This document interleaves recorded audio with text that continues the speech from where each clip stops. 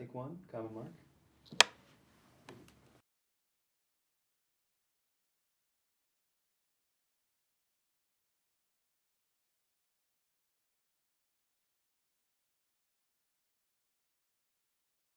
We met in New Orleans in 1988 at the Republican Convention, George H.W. Bush's nominating convention.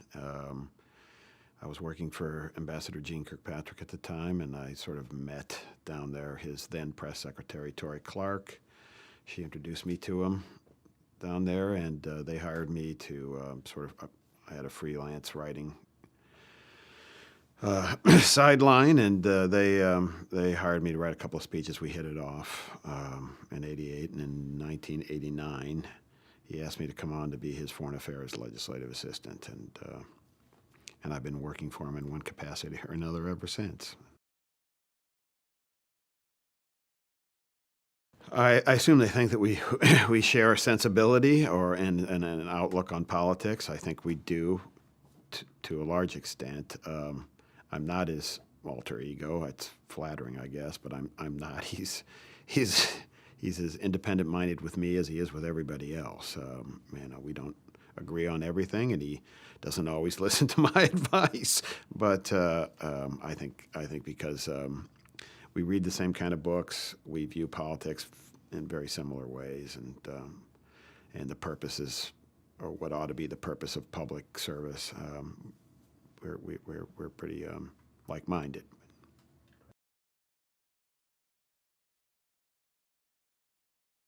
Well, I think he does understand himself in a way. He's like all of us. He gets more reflective with age. I don't think maybe 20 years ago, 30 years ago, or whenever it was I first got to know him, he did. But he's very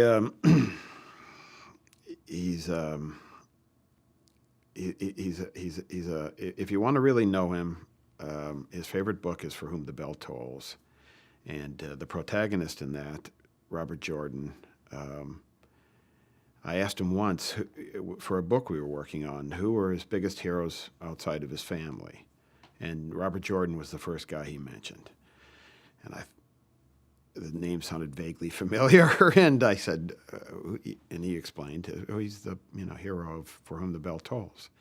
I said, well, he's fictional. He goes, I know, but he was important. And Robert Jordan goes to fight in the Spanish Civil War on the Republican side, and is very aware that there are bad actors on both sides of that Civil War. But he fights for the people that he's fighting with, especially a woman named Maria, and he knows that it's a hopeless cause, and yet he gives his life for it. That's a very McCain-esque view of himself in the world. The harder the cause, even lost, the better the cause, and he is motivated by.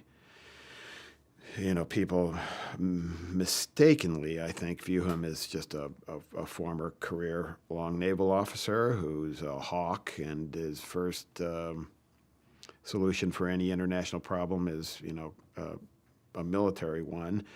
That's really not true and not fair. He does, though, feel that it's important that this liberal international order that the United States has superintended for 70 years be maintained, and that there are the values that order protects. Human rights, are the birthright of all, and we ought to speak up for people that are being deprived them. That's not always a military response, but it's a great motivating factor. And I have a daughter in the Peace Corps. I'm sorry. I have a daughter in the Peace Corps, and she's in Cambodia. And she teaches English at a school, and one of the Cambodian teachers there, they were discussing politics, and Cambodian politics. She's not allowed to. She's only allowed to listen. And he said, we need more influence from the United States. John McCain, he'll try to help us. There's just some random guy some random guy in a rural province in a third world country and knows who he is, knows he'll fight for him.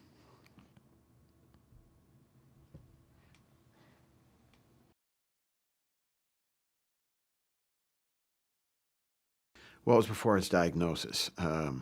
It's usually our publisher, John Karp at Simon & Schuster, who decides those things and comes to us and says it's time. And so we were working on what was at the time kind of a foreign policy and sort of things I just mentioned. The cause of liberty and justice in the world, and there still is a component of that there, but it's more. There'll be now. He's going to write about his last presidential campaign, and he's going to use the book to speak directly to the American people who he served for 60 years, and about what our politics have become and what what's wrong with it and what it still can be.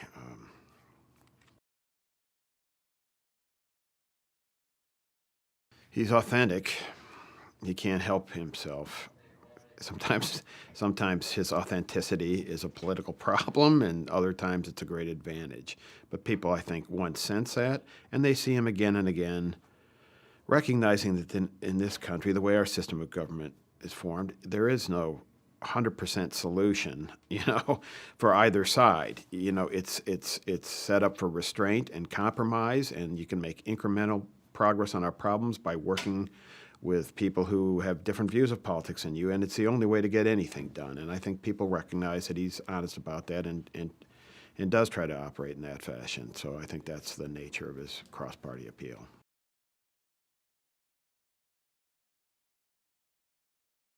He's never been liked by the fringes in either party, ever. I mean, it's not a new phenomenon. It's been going on for as long as I've known him. The people that think you can get it all their way, the more naive, angrier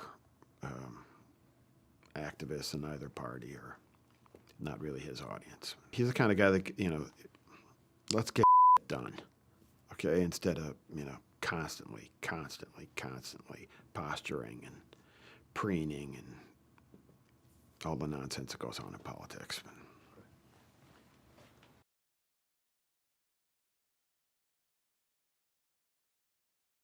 I guess you're a risk taker to be a naval aviator, just sort of, you're a risk taker. It's the job is a risk. John's in politics. He will do things that will get him, in trouble, make things more complicated for himself. Immigration, he goes back to it again and again, even though the trend in the base of the party, again and again, every national poll shows that immigration is reform along the lines of what John's proposed is popular. But in the activist wing of the Republican Party, it's not that popular. I don't think it's the killer issue any immigrants believe it is, but he he's, I think 3 times he sponsored that. Campaign finance reform didn't win him any friends. It didn't win any friends among the donor class, Republican parties. We've had a little difficulty in 2008 raising the kind of money we would need to run against the most well-financed candidate in the history of politics.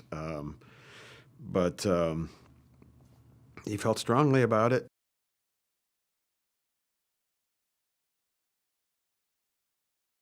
So the torture debate, one thing McCain has always been, even with Republicans, more conservative Republicans that might have objected to some of his other stances, I think they've always largely respected him on national security. Now that's beginning to change now as the sort of populist wing, 25% or so, are becoming isolationist. But for most of his career, that wasn't the case. But he even risked losing some of that support by being so outspoken against the detainee treatment under the Bush administration, and he fought very, very, very hard to stop it. Sure, but I think that's the case for just about anybody with national name ID and politics like that. I'm sure they all get a dose of it. He gets a dose of it, and it's usually the sort of conspiracy theorizing, crazy, and then the guys that are just, just they make a living off it. There are two kinds. They're genuine. There are three kinds. There are people that genuinely fall for that nonsense, and then there are the lunatics who think that an international order that has resulted in greater people living in freedom and prosperity than ever before in the world and has accrued incomparable power and wealth to the United States, that they've got a better idea. And, we'll just pull out of all that because these guys, were, around some afternoon and came up with some other idea. There are those types, and then there are the kind of guys that just make a living off Fox or whatever, that's just a cynical, let's play the rubes, So yeah, you get a lot of that stuff, and they have audiences, and everybody tweets, so you get a lot of that nonsense.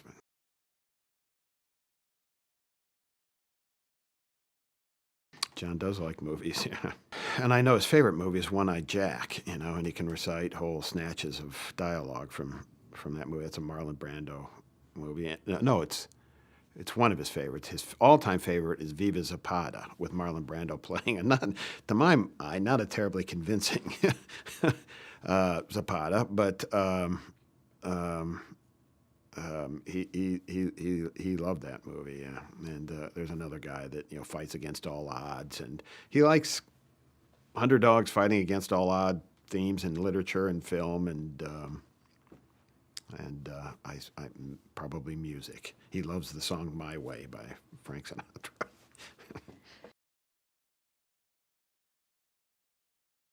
Talked to him about his childhood, and he was a pugnacious kid, and rebel without a cause. But he has an easy time making friends, and I think he always did, even if he was just somewhere for a short, less than a year in some schools. His parents sent him to a boarding school for high school, though, where he was 3 years, I think, at Episcopal High School, and he had they called him McNasty and punk, and I think he had an edge to him. And I think he had that edge in the Naval Academy as well, but he made a lot of friends.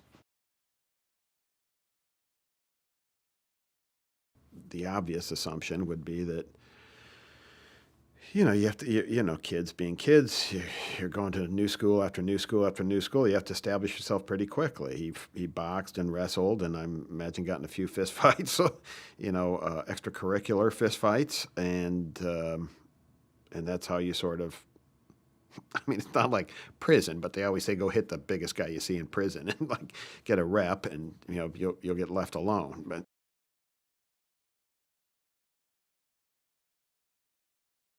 he always treats it respectfully, though, and understood it. I'm sure. I mean, he told me a story once that even when he was home, his father, these were eventful years, and his father was a senior naval officer, and he told me at Christmas if he were home at Christmas, if he wasn't at sea or in a war, they would open their presents in the morning, and his father would go upstairs and get in his uniform and go to work. After that on Christmas, and so there was a sense that that people in the military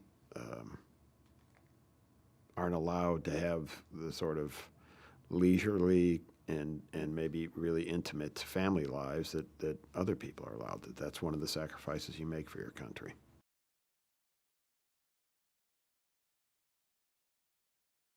He had a great great something or another. I think on Washington staff, he's related, I think, on some side of the family to a distant cousin of George Washington. There's been a McCain in uniform in every generation since the founding of this country. And they fought for the Confederacy, the McCains. Not all branches of the family, but the McCains did. They eventually settled in Mississippi.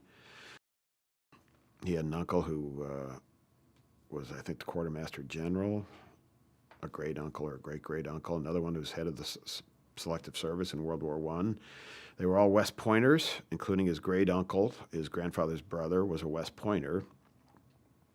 His grandfather took the exam for the Naval Academy to prepare for the exam into West Point, but passed and was offered a place at Annapolis and took it. And that began the sort of naval branch of the McCains. But up until then, his great uncle, who they called Wild Bill McCain, rode with Pancho Villa and rode with Pershing against Pancho Villa in Mexico. And is rumored to have ridden his horse. He was in the cavalry and ridden his horse up onto his future father-in-law's front porch to ask for his daughter's hand in marriage. And it was quite a character, I understand. His grandfather was you can just see in any photograph of him, was a salty, a real character, and loved his life. And I think John's mother told me once that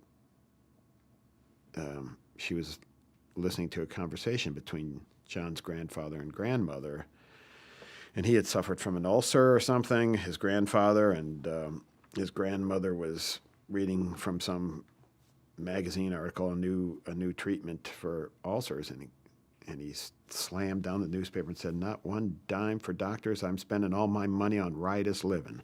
He gambled and drank and cursed. He had the crushed cap, and John's father reportedly idolized him.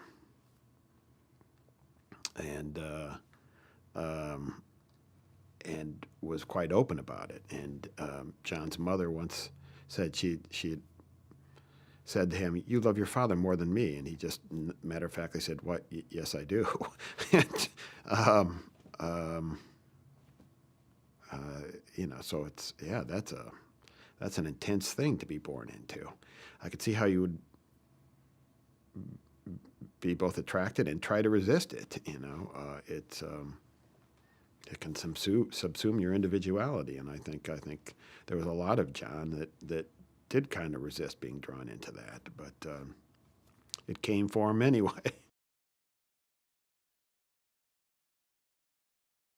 Observation, I'm sure, from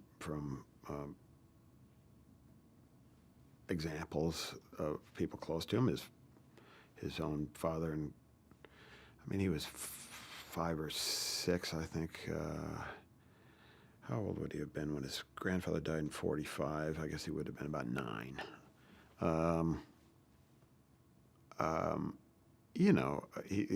He understood the sacrifices involved in being a leader, but he had two guys with sort of natural leadership traits, and I think he does too. And even in Annapolis, his best friend at Annapolis was their brigade commander, I think they call it, who was 1 or 2 in their class, Chuck Larson, who went on to be a 4-star admiral, and Cinque Pac, his father's old command, which is the largest military operational command we have in any branch of service, and superintendent of the Naval Academy twice. He was a squared-away midshipman, broke no rules, had no demerits, did everything by the book, and was military aide to a president eventually. His best friend was John McCain, who was 5th from the bottom of that class, and jumping over the walls and breaking all the rules and marching hundreds of miles of extra duty because of all the demerits he accumulated, almost enough to get him tossed out of the place, but not quite. And he always pulled up just short of it. And he said, they were both, and people that were friends, their mutual friends, would all say, they were two sides of the same leadership coin. They both were leaders in their way. Chuck was a leader for good. John, I think, was a leader for not so good, but at that time in his life. But he did draw people to him, and they followed him over that wall, including guys like Chuck Larson. And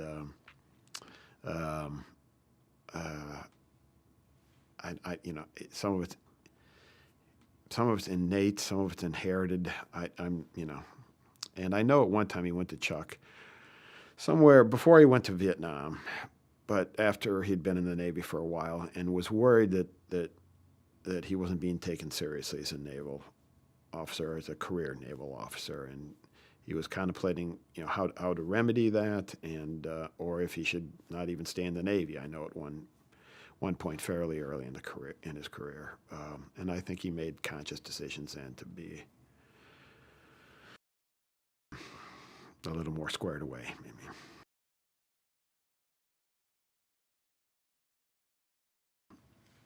It's funny because, we worked on when John and I were working on the first book, which was all about his childhood and his naval career and his time at Annapolis and his time in prison in Vietnam, and ends with him getting out of prison. The stories of Annapolis were the stories, the things he didn't like about the place, and sorry about that, the things he didn't want, he thought were, even today, were, not right or silly, or some guy that's a year older than you gets to order me around just because he was born a year before me, and he was a rabble rouser and a rule breaker, and pretty outspoken about it. But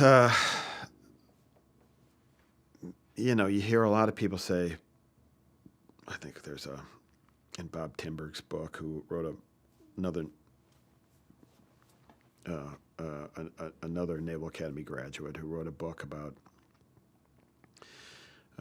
several people who had graduated from the Naval Academy, including John. Said, everybody said, when you're there, especially your plebe year, I hate this place, and but they all have some kind of attachment to it. So they pick up something there, and he speaks about it now. I don't know what it was, but I got something, and when I needed it, when I really needed it, it was there. Somehow it helped strengthen or impart a sense of honor and what honor costs, and when they're in dilemmas, which are imposing costs on them to act honorably, when it's a risk or they have to suffer for that. Sometimes the Academy comes to mind, and there's some attachment there. Obviously, he was very close to Chuck Larson, who passed away a few years ago. And Chuck Larson had been, as I said, superintendent at the Naval Academy, and one day just told John, I bought some plots at the cemetery. It's a small cemetery, and it's getting kind of crowded. I reserved some plots, and I reserved one for you and Cindy there. And John thought, okay, great. It's a good place to be. It looks at the Severn River, and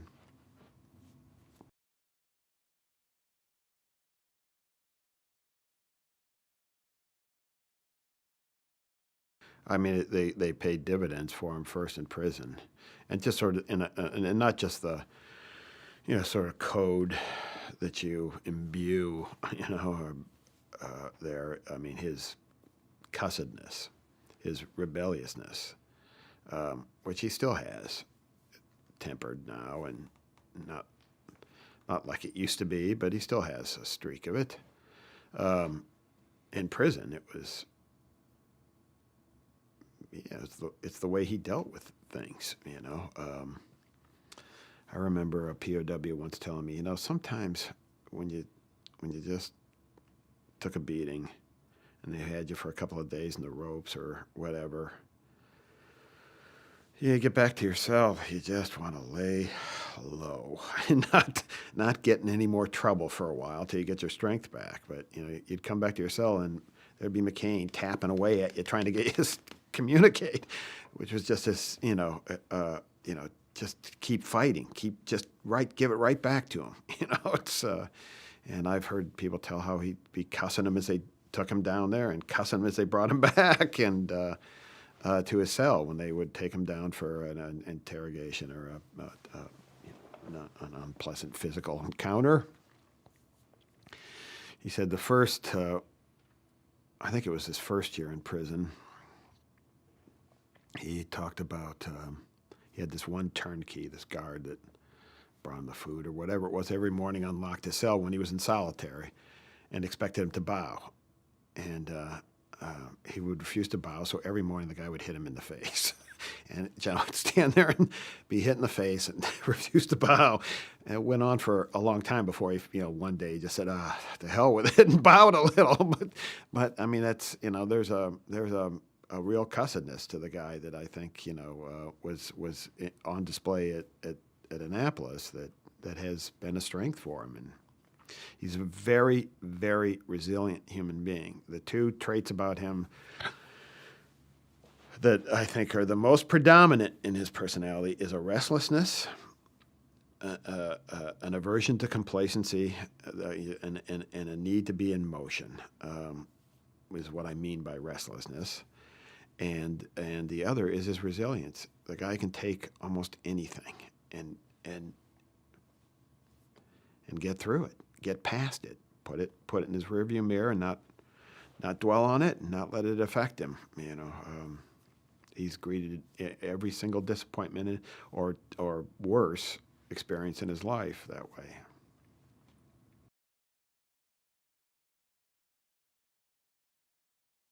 According to Roberta, his mother, he would have these temper tantrums, when he was very little, a toddler, really, and she would throw him in a bathtub of cold water, which broke the fever, so to speak, and he would settle down. But she was repeatedly throwing him in the bathtub of water, so it wasn't really a teaching tool, But it did stop the temper tantrum.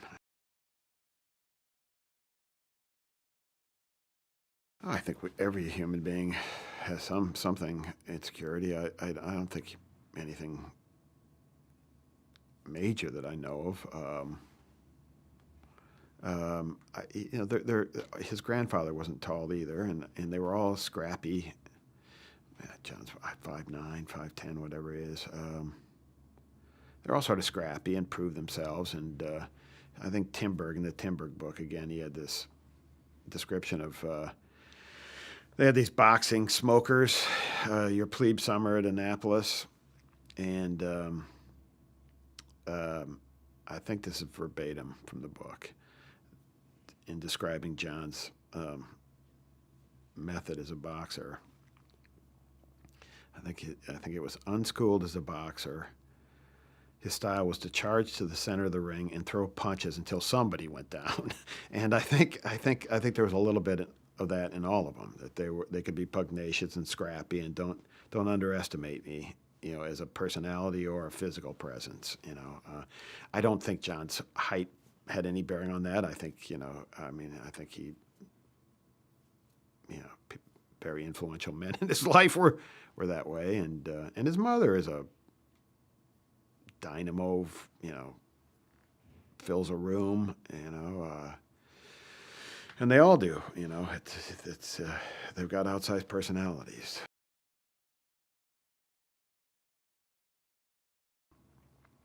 And his curiosity, both his father and his grandfather were extremely well-read people, and learned, so autodidactic in their way, but they came from a culture very literate, and they all had their favorite poems that they could recite, but his mother was the adventurer, really, and she was responsible for for moving them, the constant moving. They went often cross country from New London, Connecticut to Long Beach, California, and back, and she would pile 3 kids in the car, and off they'd go. And his father would have already been, deployed.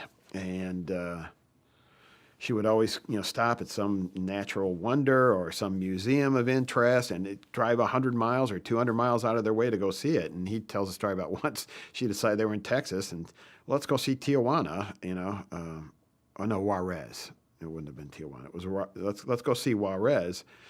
And she goes to see some church or some cathedral she wanted to see in Juarez, which was well out of their way, but they crossed the border.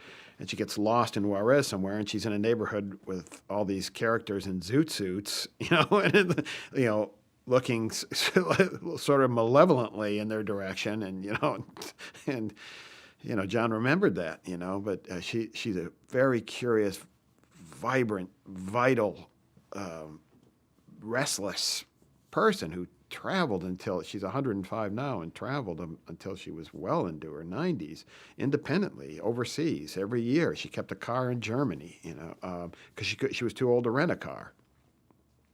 She got pulled over for speeding outside of Flagstaff one Christmas on her way to see her twin sister in California, and she was going 100 miles an hour.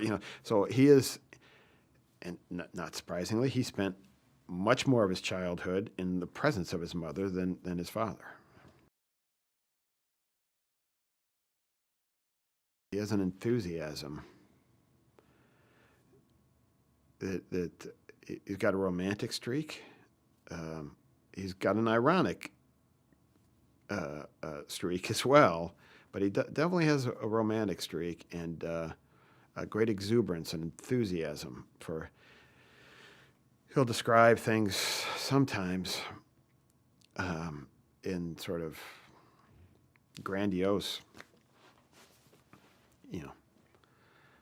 depiction of say, a waterfall or something, and then you go and see the actual thing, and it's not quite as glorious as made out to be. But he's got it's fascinating, beautiful. Whenever you travel overseas with him, he's intrigued by all manner of things, and always wants to understand a culture and traditions in the places he is. He's got a great curiosity, a great enthusiasm for life, and life is a big adventure for him, and he always depicts it that way. Even now, when he's in his 80s and he's got a cancer, when he talks about his life in reflection, it's a giant adventure that he's been on, and it's had some bumpy parts, and there have been some dangerous parts that he was lucky to have survived, but on the whole, he's enjoyed, as he says, every damn day of it.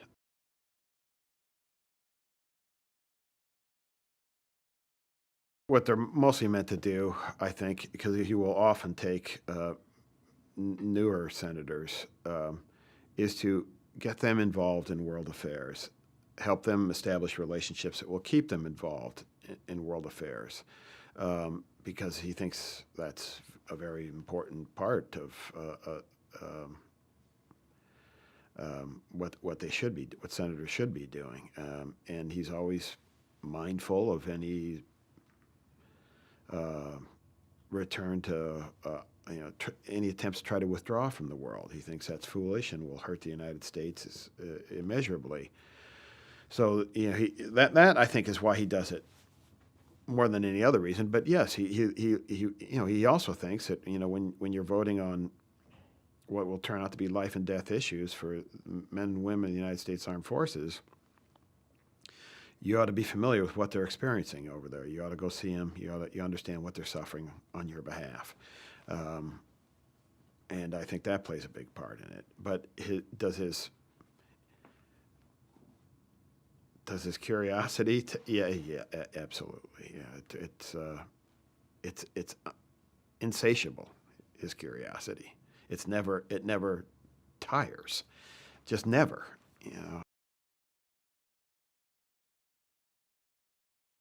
I don't know if he reflects on it, but he is purposely not looking back. Yeah, he doesn't. I mean, once in a while, you get older, you reminisce a little bit, but it's funny stuff that he wants to remember. Here's a prime example of it. So when we were working on his first book, then the largest section of that book was about his captivity, his imprisonment in Hanoi. All I could get out of the guy, were like funny stories. I didn't know people had that good a time in prison, but there was a guy in the cell next to his for a long stretch of it when he was in solitary, named Bob Craner, who's passed away many years ago, to whom he became very, very close. And he would just tell me like the jokes they would tap or whisper to each other, and the funny takes on things they would have, and little practical jokes they would even play on each other. And you had to really push him for, yeah, they knocked me around a little. Yeah, they knocked me around, but other guys had it worse, and not just he doesn't want to remember. He doesn't want to think about it. And so I don't, he always says this thing, and I think it's some people who suffered the same experience might take it the wrong way. But he always says, the minute I landed at Clark, I put that behind me, which was Clark Air Force Base in the Philippines, which was the first stop for the POWs when they were liberated, when they were being released.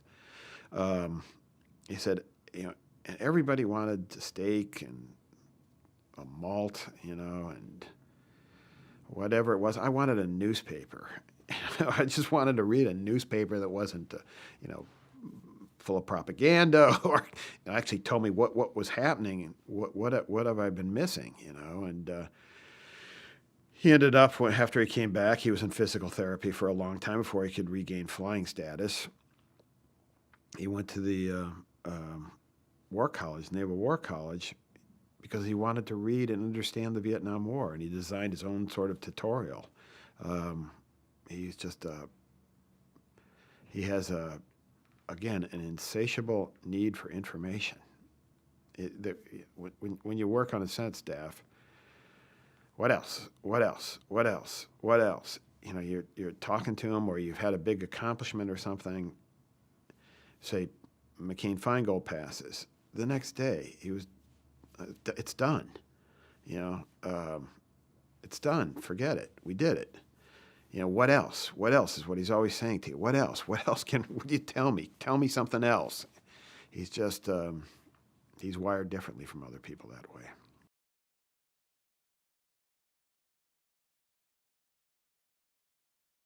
It's good, younger brother, spent a lot of time apart, but as they all did in that family. But Sandy and I don't think Cho made it to John spoke to the midshipmen at the Naval Academy a few days ago, and Sandy, who lives near Annapolis, was there. Yeah. An older sister, Sandy, but she's good. I think there have been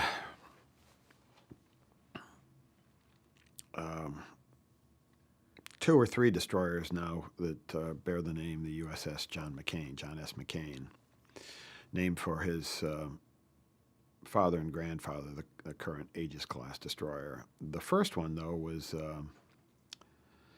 commissioned in the 50s, and I think John was at Episcopal. And they went to the commissioning at Bath Iron Works, the naval shipyard in Bath, Maine. And Admiral Halsey, that ship was just named for his grandfather, not his father, who had been the commander of all of Halsey's fast carriers in the Pacific. And they commissioned it. I think John was 16 or something like that, and Admiral Halsey, who was nearing the end of his life then too, who had been very, very close to his grandfather, couldn't really even, I think, got up to speak about him and was choked up, and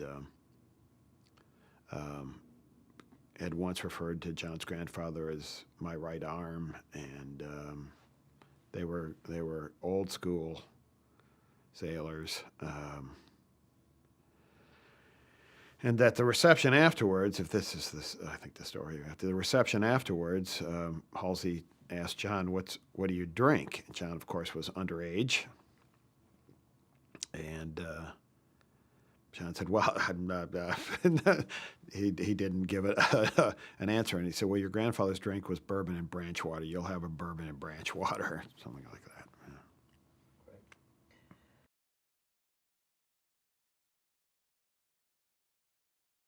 I don't think he was ever much of a drinker.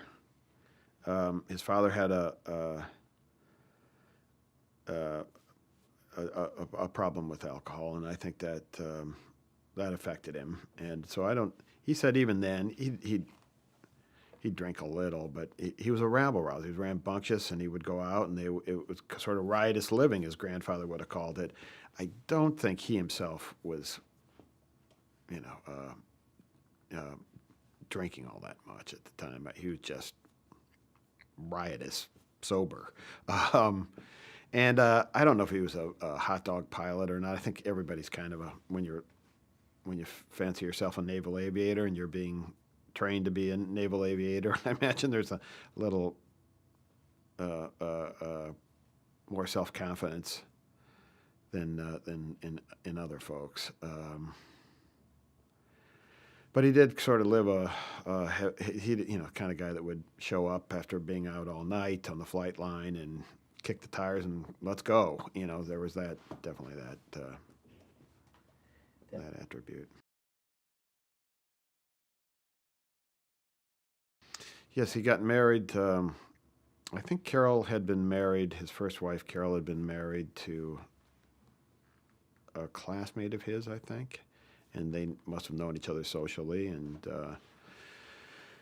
I think, boy, Peter, I'm not. I think he was at Meridian. He was a flight instructor himself at Meridian at the time, and I know she lived in Philadelphia, and he was flying up to see her when he had leave quite often, and I think it was probably right about the time he had done several Mediterranean deployments and had enjoyed those. When he was living around Virginia Beach. I think he literally was living on the beach. But in the Timberg book, Timberg writes that he was well known in certain casinos in Monaco, and they would be greeted by name when and so I think he had continued sort of his adventurous,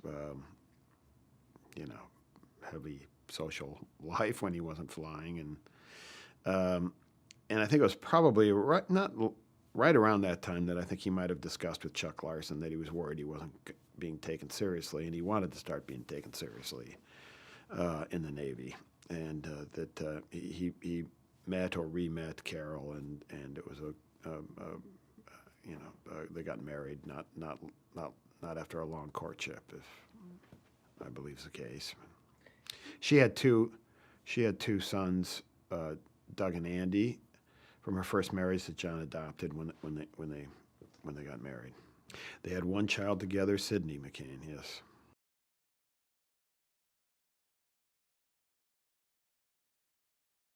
For a natural resistor, and he's been a natural resistor all his life, and to an extent continues to be.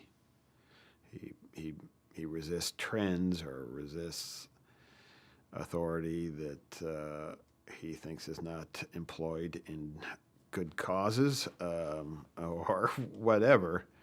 For a natural resistor, being unable to resist and giving in to what was happened, I imagine is psychologically impactful. And he does say that. It's absurd, that he would say that. But he made a confession in a tape, and he's been unhappy about it ever since. I don't think he dwells on it or anything. It's just, I'm sorry I did it. A lot of them did, as they'll all tell you, and you resist as best you can for as long as you can, but eventually they'll beat it out of you. You're probably using it. There's a fairly well-known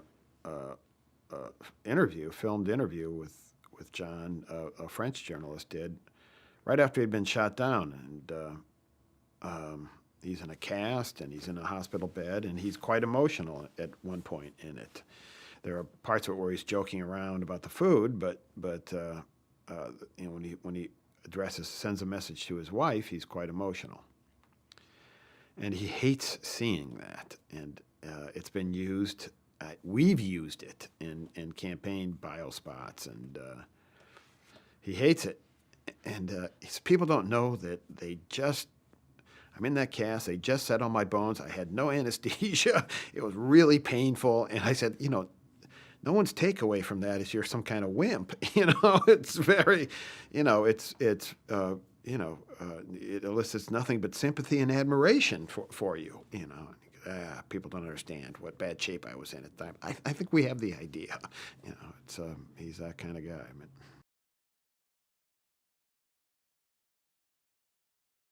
that was sort of their creed, their mutual creed that they all. Well, I mean, it's unique to that. I mean, he's to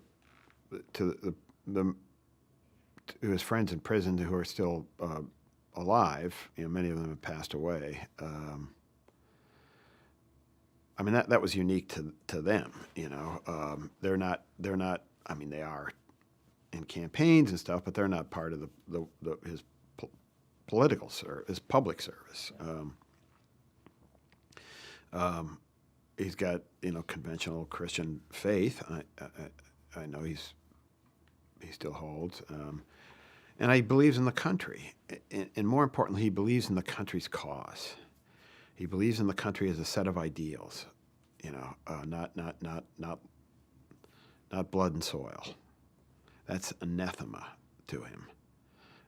That it's you don't suffer, you don't risk your life, and more importantly, you don't send other people to risk their lives, for some tribe. It's offensive to him. He would tell you whether you agreed or disagreed with the Vietnam War. That's not what he was doing, or that's not the cause he thought he was serving.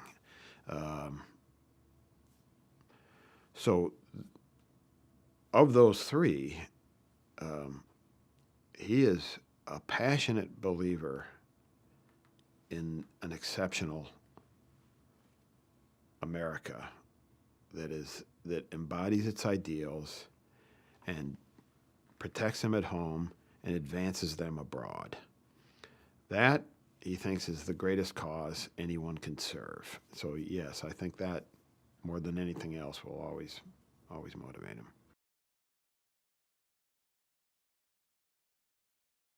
And certainly his vision of America and the world and the causes that we should be involved in, not always militarily, but we should support and defend and do what we can,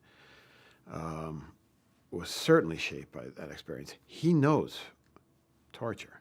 He knows what it's like to be tortured. And when we were in the middle of all that torture debate, he said, one of the ways you get through it, we got through it, or at least I got through it, was you kind of tell yourself, if the position were reversed, we'd never do this. And it gave you a moral superiority. You didn't have physical superiority, but I had a moral superiority over the people that were doing this to me and my friends. And that was important to him. And he did not want to see that squandered. That America conducts itself differently than other countries do in this world. We're supposed to be an example, shining city on the hill. And I think being deprived of his liberty, he's very moved when he sees people fighting for their freedoms and for their human rights, for their for equal justice, for opportunities that we take for granted. It personally touches him. It moves him to tears. And I think, sure, how could it not? He knows what it's like to be deprived of all your rights, your freedom, no justice, to be alone and to be facing an overwhelming, a power that can overwhelm you.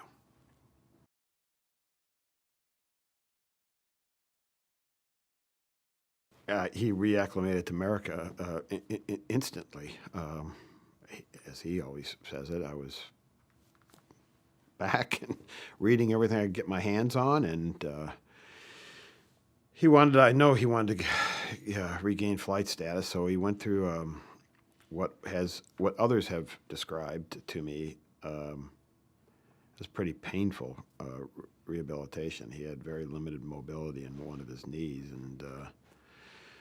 but apparently an extraordinary tolerance of pain, and he did get enough. He had to be able to reach up and pull the curtain in case of ejection, and was able to do those things. And eventually, he commanded an air squadron, a replacement group squadron, they call them, a large one of the largest in the navies, I think. And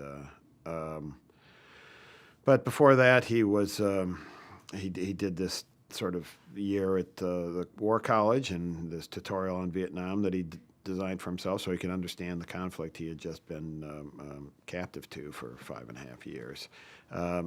His marriage broke up subsequent to all that when I believe he was the liaison, the Navy's liaison to the Senate,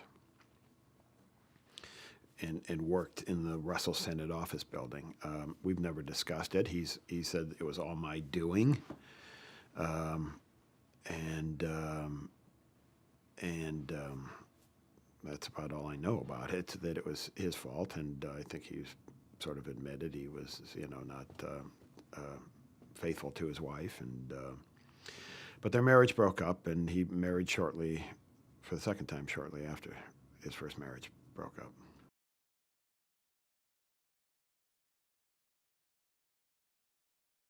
Part of the liaison's job, obviously their chief focus is the activities of the Senate Armed Services Committee, which authorizes the Navy's budget every year, and so he got to know the members of that committee very well, and it's when the sort of seed, when he seeded an interest in politics, his own interest in politics then, and he, as part of any liaison's duties, they will escort Senate delegations overseas on overseas trips. So he got to know, and socially as well as professionally, members of the Armed Service Committee, some of the more senior members. But he became good friends with younger members like Gary Hart, Bill Cohen. But he also became almost a protege of Senator Tower, who was a senior member of the committee and was chairman and ranking member at one point. But he knew Goldwater, and he got to know Scoop Jackson and Jake Javits, and he traveled with them and knew their wives. And he always tells me, I would see these markups for a bill, a defense authorization bill, and you would see a senior member of the committee, confer with another member or a staff or something and scribble something out on a piece of scratch paper. And there's another $1 billion for whatever it was, or here's a redirection. Some security policy was changed, just like that. I said, boy, that is direct and immediate influence, over the security of this country that it made a lasting impression on him, and I think drove his eventual entry into politics himself.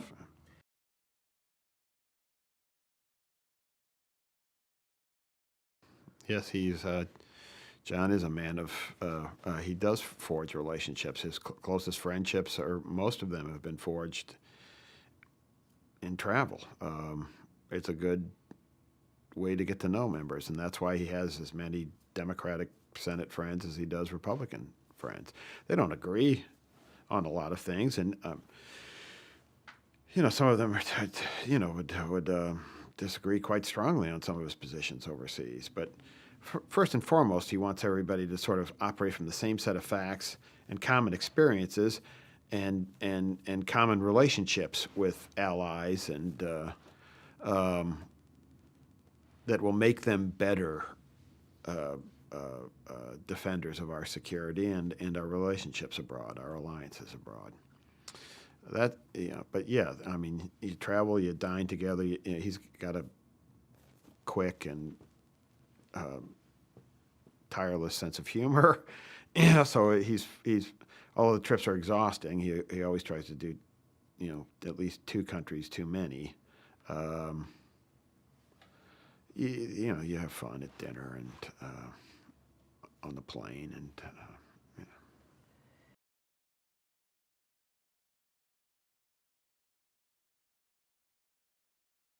And he speaks as he speaks about anything in his past, matter of factly. But I think the day he was newly remarried, he had made the decision that he was going to leave the Navy and move to Arizona. And sometime not long after that decision, his father died of a heart attack on a transatlantic flight returning to the United States. And the day of his funeral was actually the day I think John formally left the Navy. Went to the bursar or whoever you see and signed their retirement papers, and the next day I think moved to Phoenix. I imagine that day was a memorable one, but he never dwelled on it when he talked to me, but I imagine it was an emotional day. Because neither his father and grandfather had wanted to retire from the Navy.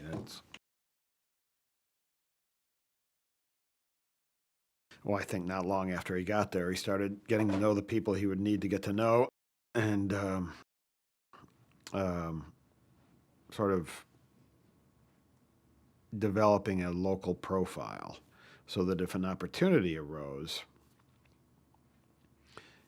he'd be in a position to try to seize it. When Rhodes announced his retirement, I think he bought a house in that district.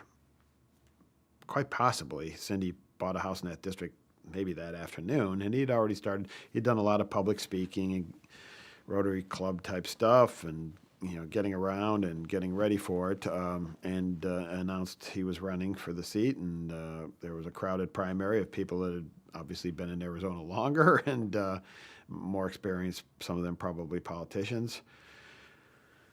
But he outworked him. He did. He approached it in a classic McCain way. I won't just outwork them. I'll work harder than anybody's ever worked before, in a campaign. So he knocked on a gazillion doors and just ran his campaign staff ragged and everything, and won the primary and won the general.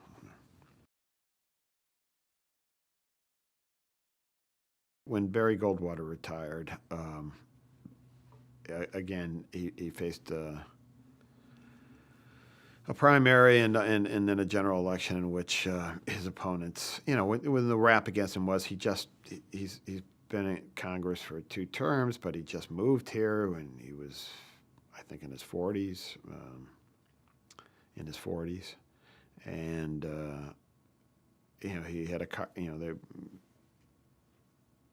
carpetbagger. He was accused of being a carpetbagger, and it was in a debate with, I think the guy's name was Richard Kimball, and who was, sort of either explicitly calling him a carpetbagger or sort of describing him in terms that we would call carpetbagging, and he spontaneously had a pretty good response to it. He said, well, I grew up in a Navy family, and I wish, I could have grown up somewhere as wonderful as the 1st District of Arizona, but, when you're in a Navy family, you have to move around a lot. And come to think of it, the longest place I ever stayed in my life was Hanoi when I was a prisoner of war, words to that effect, and that was quite an effective comeback.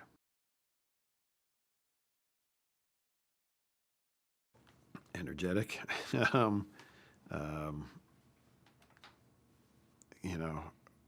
Involved in a lot of things. Still predominantly more of his time on national security issues, but was involved in all kinds of things. I got to know him, went to work for him in late '89, which would have been about a little over 2 years into his first Senate term.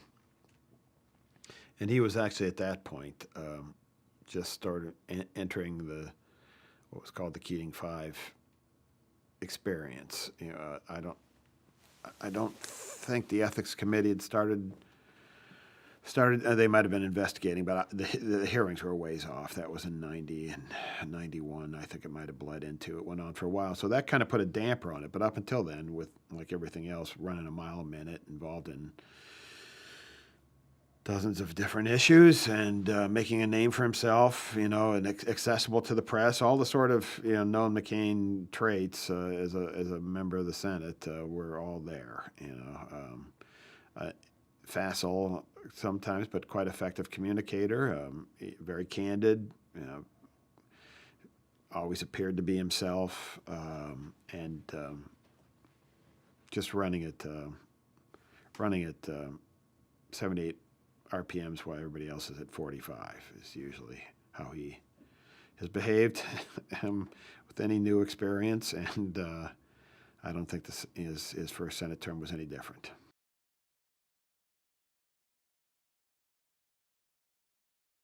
No, because I was one of about 25. I mean, obviously I was Foreign Affairs LA, and I did a lot of writing around the office, so I was involved in things that weren't issues I had ever been involved in before, just as a writer.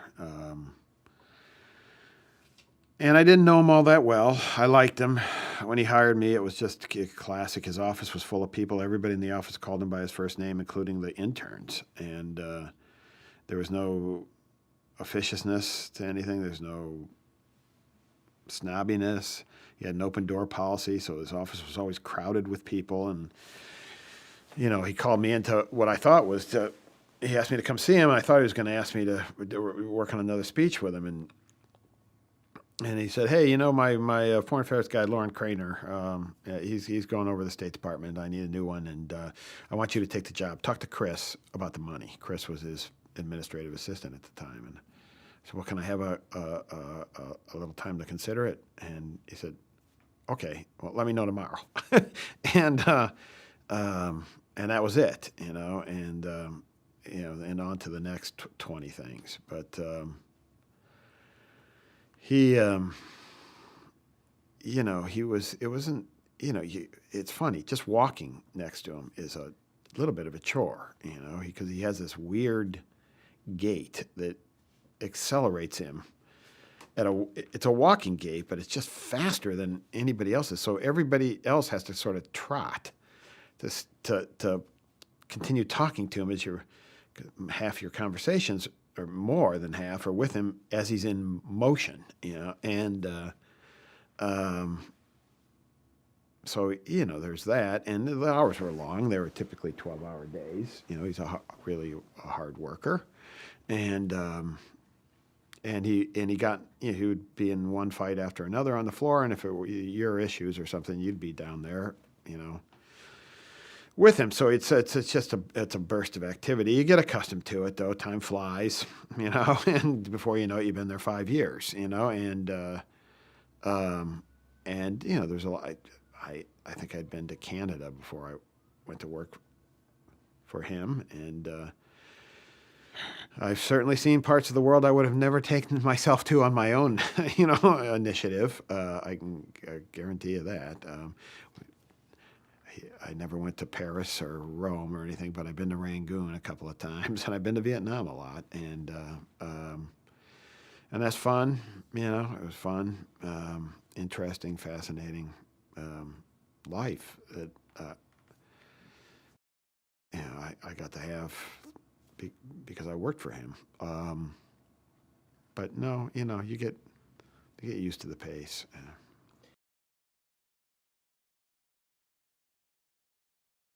First and foremost, that's what it did. It was a matter of honor. The second thing it challenged was his restlessness and patience, whatever you want. It just dragged on.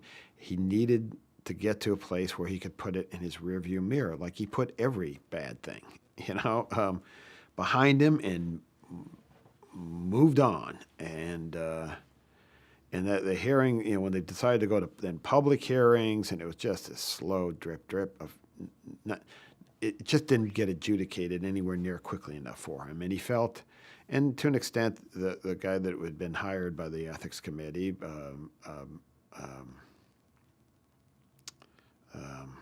Bob Bennett, a prominent trial attorney here in Washington,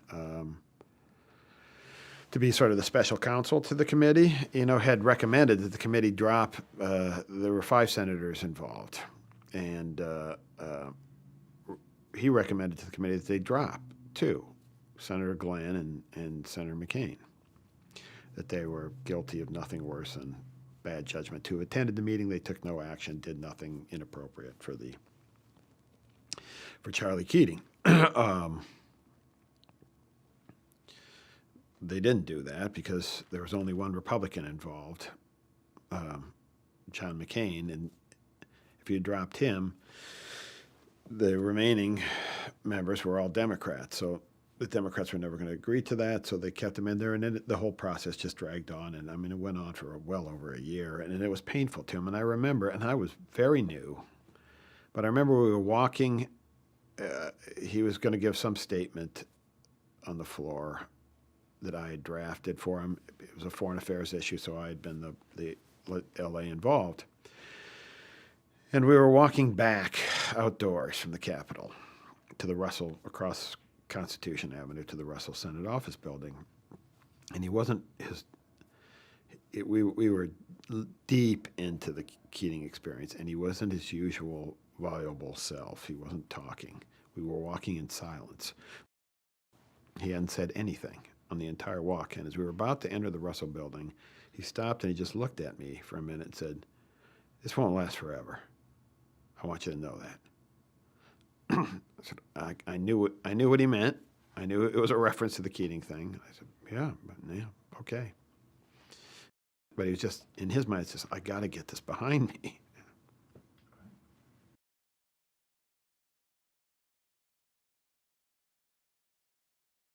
It was controversial with some, the normalization of relations with Vietnam.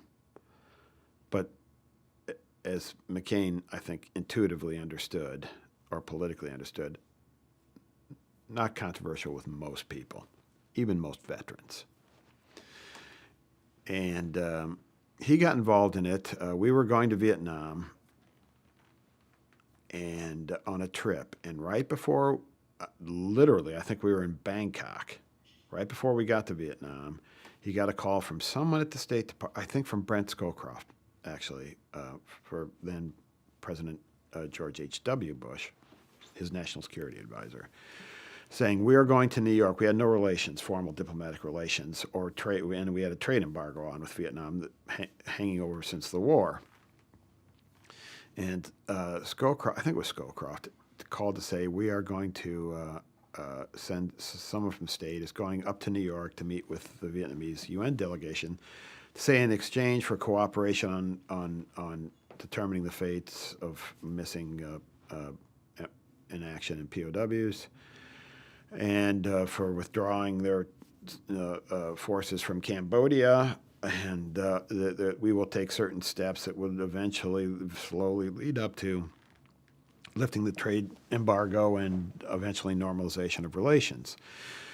Would you sort of tell them that we're going to do that, and could you sort of endorse it? And he said, well, only if you add as a condition emptying the last of the remaining re-education camp prisoners that the Vietnamese have been holding since the end of the war, since 1975, South Vietnamese political and military types, government and military officials who they've been holding in re-education camps for 16 years, I think, at that point.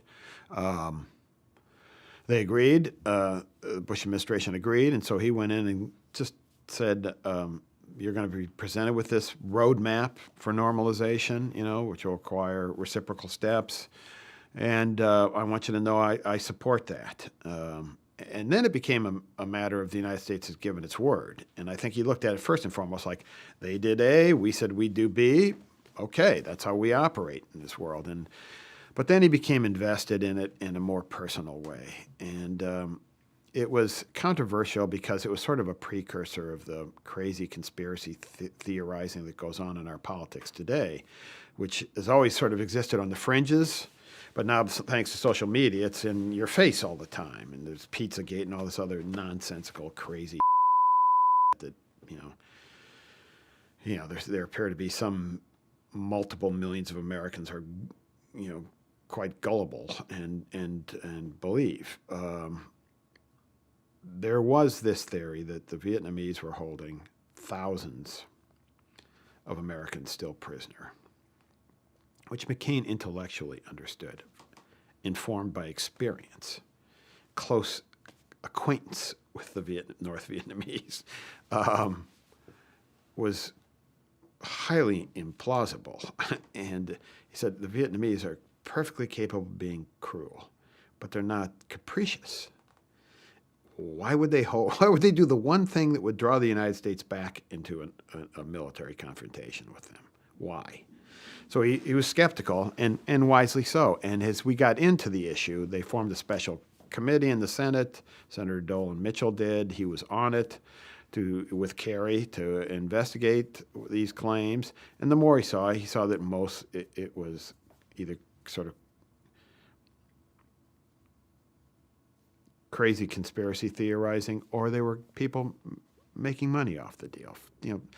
Not tons of money, but scamming people. And what that was doing was convincing families who had MIAs, a father, a husband, a son, to keep hope alive where hope wasn't really warranted. They needed to bury their dead, and they could never get, I hate the word closure or anything, but they could never process their grief the way people normally process their grief, because they were always holding out, being fed a false hope that maybe someday they would come back. He found that offensive. So he really went after some of these characters. But anyway, the Bush administration was defeated by Bill Clinton, and Bill Clinton was president, and Bill Clinton's political advisors were telling him, you can't normalize relations with Vietnam. We'd reached the point where it's time to lift the embargo, and you can't. You were a draft dodger. Veterans will march on Washington and, handcuff themselves to the White House fence or whatever, and, why would you want it? Don't even mess with this. But Kerry, who was very adroitly led that committee and got every member, including some people that believe some of the conspiracy theories, to say there's no compelling evidence Americans were left behind against their will. We made a few trips down to the White House, to sort of lobby the president and often a cast of scores of others. In the last meeting, and they still hadn't convinced Clinton to do it, it was just Kerry and McCain, and each man had one aide, and I was the one aide for McCain.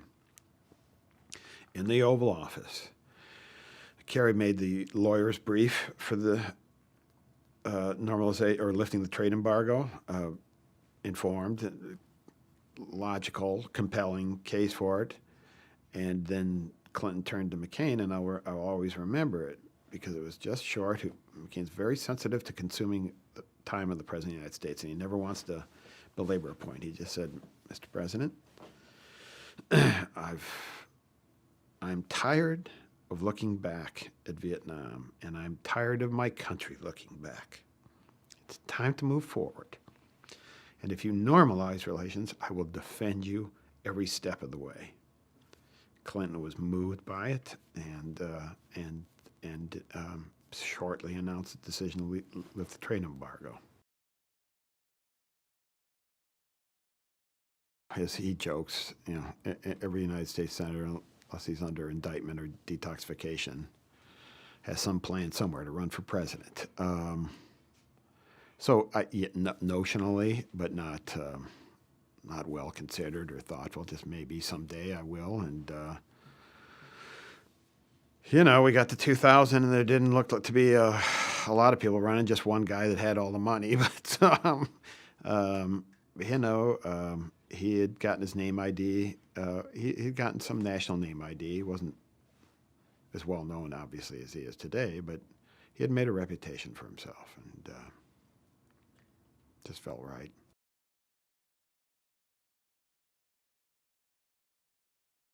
When you have a really positive experience like that, I'm sure it acquires a grandeur that it didn't have at the time. It was running for president there's a lot of stress involved. You're drinking from a fire hose, especially if you catch fire. I mean, if you're just a guy that never gets anywhere, I guess it's not so stressful. But we curiously decided, he decided that he would run on well, everybody runs on reform. Every election is a change election when you're not the incumbent. And but he ran on political reforms, but chiefly campaign finance reform, which he'd already been involved in. And that's kind of a curious issue to make something up. But people responded to it. And mostly they responded to his accessible style. He all the traits of his personality that have been hallmarks of his Senate career to date. His open access to the press, to the public, his industry. I'll just outrun these guys. It was the only response he could think of to the guy that was, had all the endorsements, had built a very effective, very large, very comprehensive, and extremely well-funded campaign, and was not going to abide by spending limits because, he wasn't going to take the public money. I think it was going to in the primaries, so he could overwhelm everybody with endorsements and money and ads and all the thing money buys. Was for McCain to just work harder and be more accessible and try to catch fire. And so we had this strategy of just when he was nowhere in the polls, of just talking to everybody in New Hampshire. Iowa was much more money intensive and much more. It's much more of an organization game in Iowa because it's a caucus. You have to get. I'm from Iowa. It's a decidedly un-Iowan thing to do, to go into somebody's, a school basement and get yelled at by strangers or something. It's just un-Iowan. So it's very few people do it in Iowa. It's the secret of the Iowa caucus. Is hard, a tiny percentage of Iowans actually participate, and it's very labor intensive. And we didn't have the resources to do Iowa, so we were going to start in New Hampshire. And he was going to essentially do it by talking to every single voter in the Granite State. So he had these town halls everywhere where he took any questions, and they let him go for as long as people wanted to ask him questions. And he's got a quick and wicked sense of humor, and he would have them laugh, and he would go through his stock sort of Borscht Belt jokes that he is, retailing for decades now, and get everybody, jolly, and then take on all comers, and they started to get bigger and bigger and bigger. The first book came out. It was unexpectedly successful. So he was showing up for book signings. We knew something was happening. That were there'd be 1,000 people or something in line to get a book signed. And then the the town halls just started getting bigger and more colorful. New Hampshire's they're there every 4 years. These cast of characters that are wear boots on their heads and do funny things and dress in costumes. And he would pull them up on the stage, and the more and more press, because he was rolling around. When we weren't doing a town hall, we were on a bus talking to every reporter that had a question for him, because we needed all the earned media we could get, because we didn't have a lot of money to buy a lot of ads. So we had these sort of rolling hours-long press conferences all day long. Eventually we'd have a second and third bus, and we'd rotate shifts of reporters on, and we're getting a lot of coverage, and that was drawing crowds to the town halls, and they were getting bigger and bigger and bigger and spilling out into the streets, and you could just sense something was happening. But I think they're consummate professionals over there in the Bush campaign, and they know what they're doing. And I imagine their thinking was, he's catching some fire in New Hampshire, but we'll win Iowa, and that'll settle that shit down, and we'll roll into New Hampshire a week later, whatever it was, 2 weeks later, I don't remember now. we'll put him away. It was too late. He won Iowa handily. I don't know where we placed in Iowa, but we put nothing into it, and nobody penalized us for it because we were quite open about it. We're not playing in Iowa. We're gonna start this fight in New Hampshire, and I remember the night before the last event we did was probably ended about 8 o'clock at night or something, 7 o'clock at night maybe, in Bedford, New Hampshire, and we did it at the town hall there. And I stepped out of the town hall and the cement staircase that leads down to the street, and the streets were filled with people. New Hampshire's a tiny state, population-wise, and there was like everybody. It looked to me like everybody within 50 miles was standing out there in the cold. Couldn't get into the thing, but it was just the street. You couldn't drive on the street or anything. It was just crazy, and wow. And we were getting our own polling was telling us we were going to win, but we weren't getting the number as it actually turned out to be. But when we got the exit polls the next day, I just remember I was with John Weaver, I think, and I can't remember the reporter that gave it to us, but all of a sudden we were getting calls. We had cell phones then, but they were, more rudimentary than they are today, and that you couldn't get online with them or anything. And we were getting calls, and we got the exit polls, and it was like a 20-point lead. We're like, wow. And I said, well, I better write a victory speech. So I had, one in mind, so I quickly dashed it out and I took it up to him.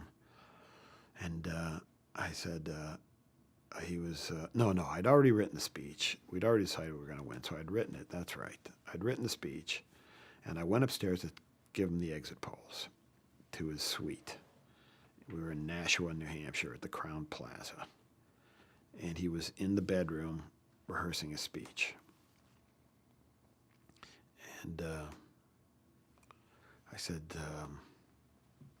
we got the exit polls. And he said, what are they? And I said, you're going to win. He goes, yeah? How much? He goes, you're going to clobber him. Well, that has implications. I said, yeah, like you could be president. It has that implication. And he laughed, and then but typically, typical for McCain, that would have been a great night to just drink yourself blind in Nashua, New Hampshire, have a good time. It was a lot of hard work to get there. The hardest worker being the candidate, and celebrate. But we got on a plane to do a midnight rally in South Carolina because he'd gotten there by outworking his opponent, and he was only going to keep winning if he, in his mind, if he could outwork him. So we hugged each other, and everybody got on the airplane and showed up bleary-eyed in some, I don't know, it was Greenville or somewhere in South Carolina for a rally with a bunch of college kids. Yeah, we did. We didn't want to run any negative ads. We didn't have that much money for ads anyway, and we had a personality to sell, which was more effective to us than running negative campaigns. And I assume they ran some against us in New Hampshire, but I don't remember them being overly rough or copious either. It was entirely, they went all negative in a million ways, which is, that's right in the campaign playbook, Okay, well, this guy had a free ride over, and they had the resources, and they had support from some sort of political evangelicals, Falwell and Pat Robertson and others, who are very influential and active organizations, Christian Coalition. In South Carolina, Republican primaries, and they had a lot of other Republican interest groups and grassroots stuff, and they had a ton of money. So all presidential campaigns, once you're serious, once you're seriously in the running or something, it's all drinking from a fire hose, and that was really, it's like wow, and he just couldn't turn on a radio or TV. I mean, it was just one damn thing after another, and then there was all this kind of under the table or sub rosa stuff, the phone calls and stuff that were libelous and nasty and cruel at some points. And politics is not the most gentle of professions.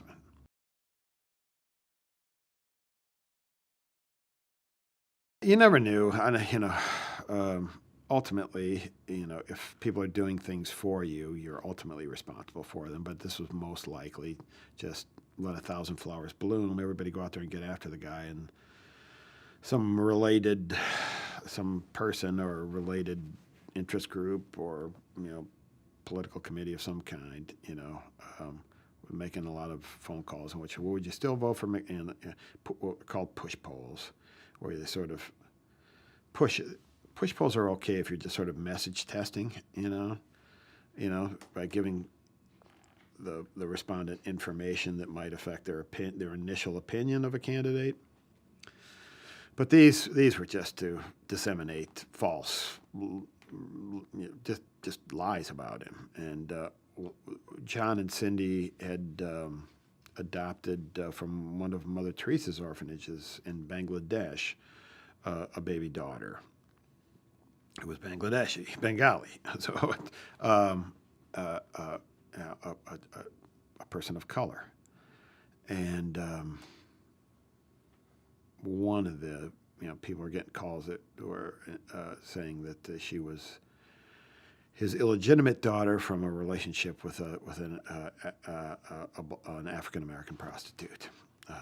Now I don't think George Bush or Karl Rove ordered that done or anything. It was just some. South Carolina plays a particularly rough brand of politics, and they're not. They don't have any problem hitting below the belt or being dishonest. Some people there, not everybody. A lot of good people down there, but.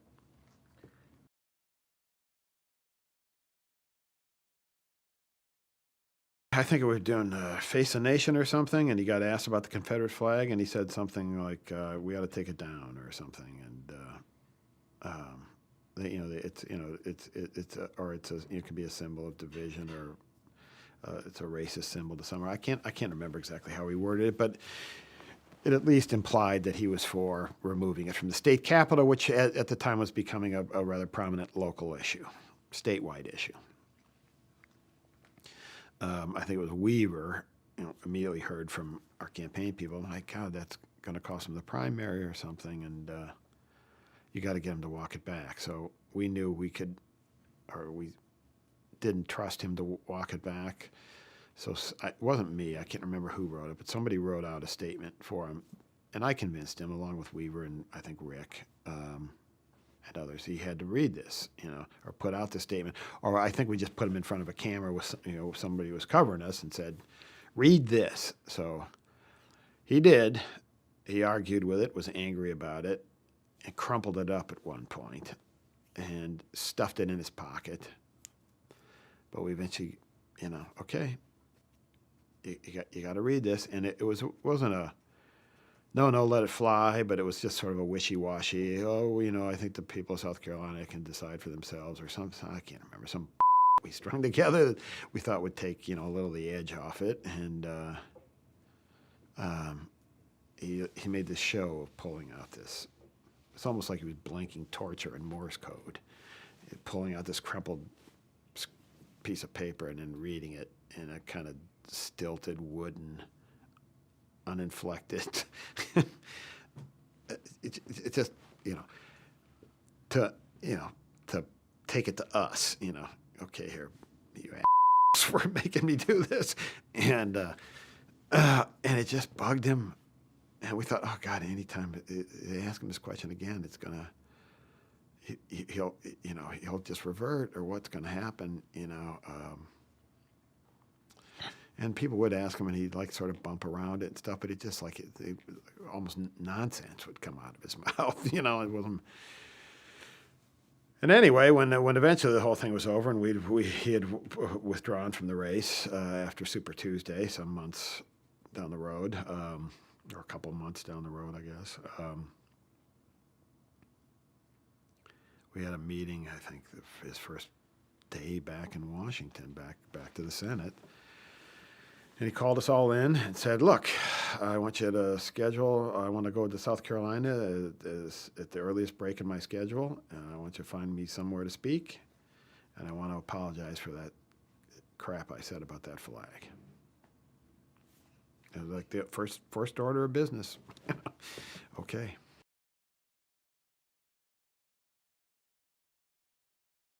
Yeah, well, the campaign started out in 2008. He was the presumed front runner, and we sort of built a front runner's big battleship of a campaign. Anyway, we had hundreds of people on the payroll, probably, or somewhere north of 100. We weren't raising enough money to keep it going. He was very unhappy with that. So he wanted the campaign stripped down to its essential elements. Some people were let go involuntarily, and some people, including John Weaver, who was the strategist for the campaign, left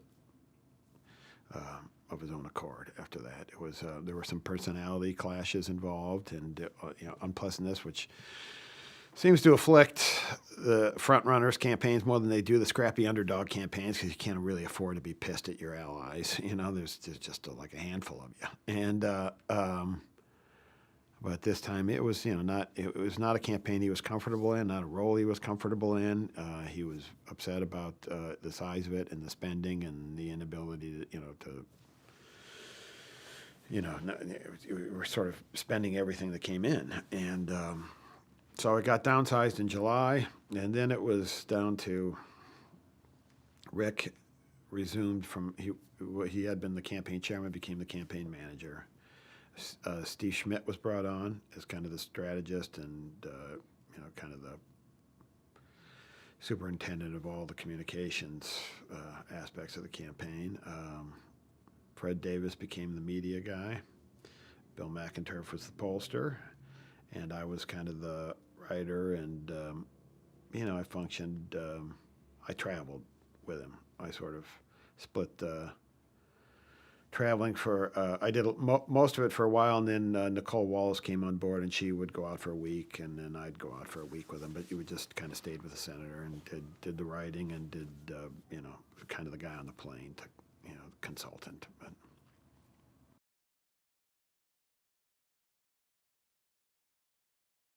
I've got theories about why that went the other way. I think I think most reporters of my acquaintance are decidedly not conservatives. There are a few, but not many. They are more closer to being liberals than conservatives, and some of them are sort of centrist. You're not fringy, or anything, but I think most of them are. I think that's, to pretend otherwise is just foolish, but nevertheless, they appreciate character and accessibility and honesty and candor, and I think they liked McCain. They definitely liked him in 2000, and I think we definitely benefited from that. We got a lot of coverage when we were at 5% in the polls that most guys at 5% in the polls would never have gotten. That helped us because we didn't have the money to buy attention. And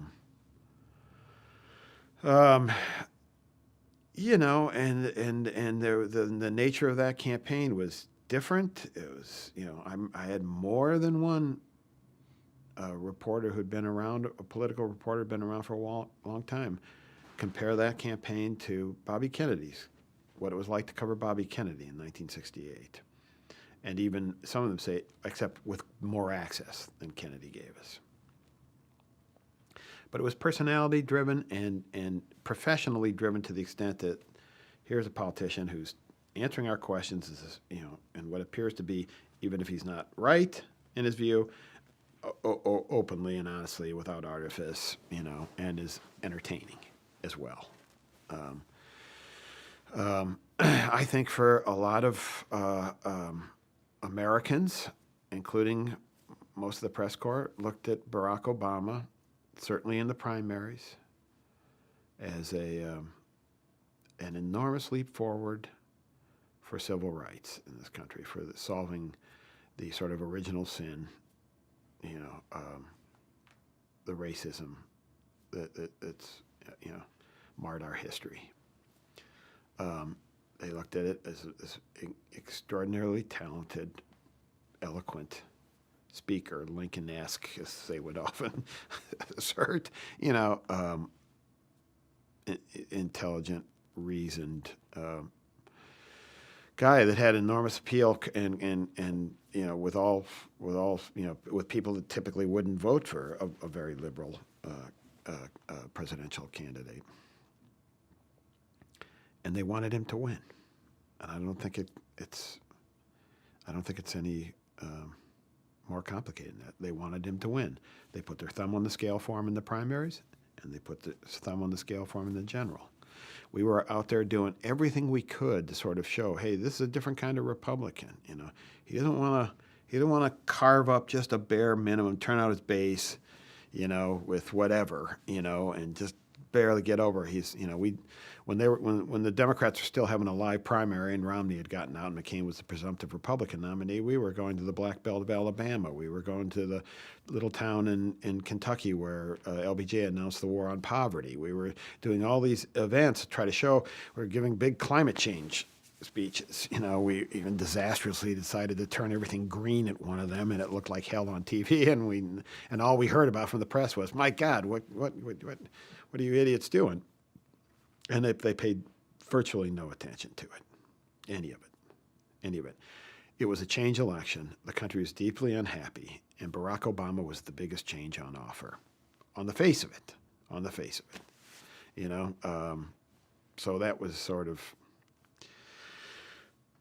pissed me off at the time, but I get it, and I think, McCain didn't much like it at the time, but what are you going to do about it, that was just a fact.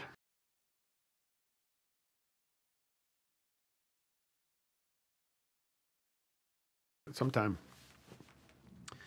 go back and look at the Democratic Convention in Denver that year. People who are friends of his, close friends of him, all the speeches were attacks on McCain. All of them. McCain barely mentioned Obama in his speech, including Obama's. Barely mentioned him.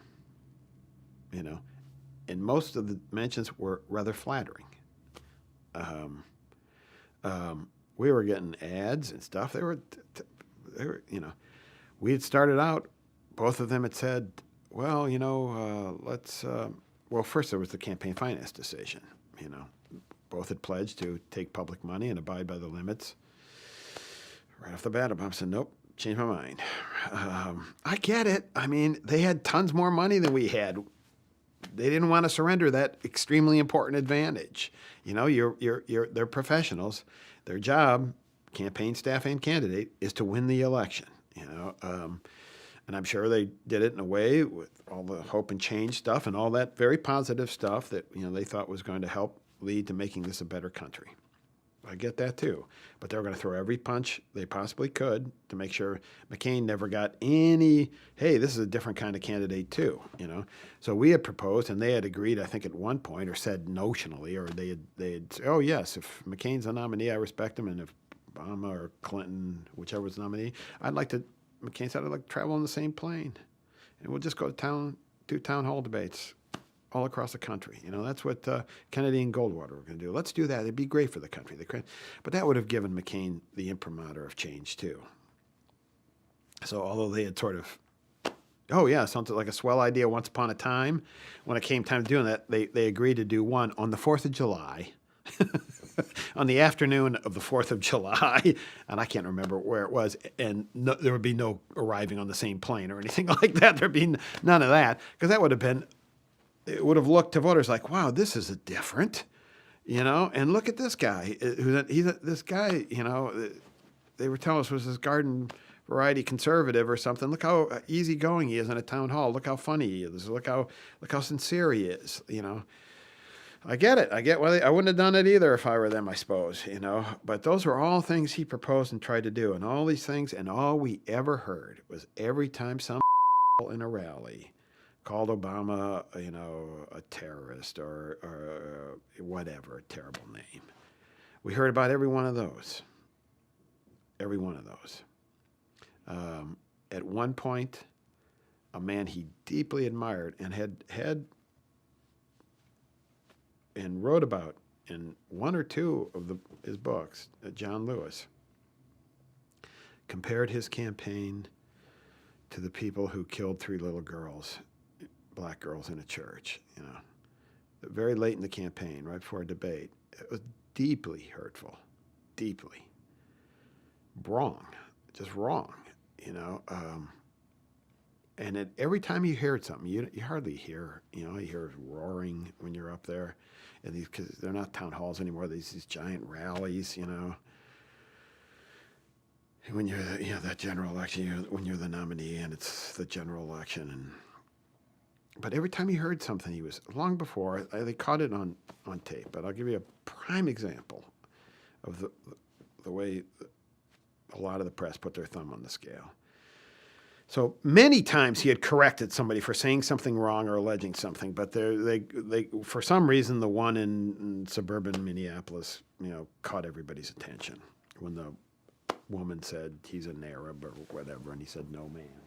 He's a decent family man and a good citizen, and I just have some differences with him, and that's what this election's all about. But he took the microphone away from her. Everybody remembers it. I'm sure it's in your film somewhere. But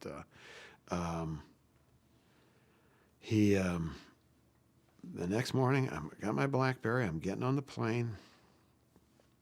I'm looking at the clips. Here's the New York Times account of it. It says something to the effect of this woman called Obama an Arab, and McCain did not disagree or something like that with her. Because he did not explicitly say, no, he is not an Arab. That whole response to her, which anybody that saw it knew it was a rebuke to her. The New York Times said he didn't disabuse her of it or disagree or whatever. So I went charging back to the New York Times reporter, who I liked, and blew up in the back of the plane. And all the reporters got up. Oh, you don't know what happened. Settle down, I said, yeah, I'm done. I mean, it's like, just you won't even report what you saw. And that reporter, came up to me and showed me her original copy, where she said, yes, he did, and exactly what he said and how he had rebuked her for it. And her editors had taken it out. Yeah. Yeah. I mean, I'm not saying we ran a perfect campaign or we didn't make mistakes or we deserved to win and we didn't win. I'm not saying any of those things. I have my views on them, but the thing was, Obama didn't even need the help. Okay, once Lehman Brothers went down, there was hardly anything we could possibly do to win. It was a terrible, toxic environment for anybody that had an R next to their name. They didn't need to do it. He'd have been honest and candid and straightforward with them his entire career. And I get the appeal. I get it. I don't even begrudge it. But they did not have to treat him unfairly.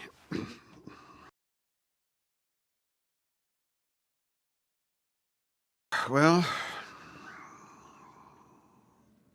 shortly after Governor Romney left the race, we working with him, we came up with a sort of a large pool of candidates that would then get whittled down. We do a sort of a public document vet, but nothing more than that. And I think Sarah Palin was actually in that larger group. But then it got down to the half a dozen or so that were going to be under very serious consideration, and they started getting a more thorough vet.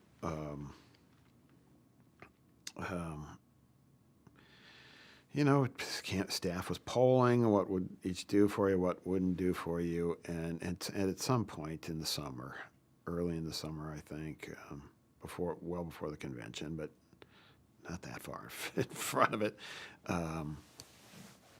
he decided that he wanted to do something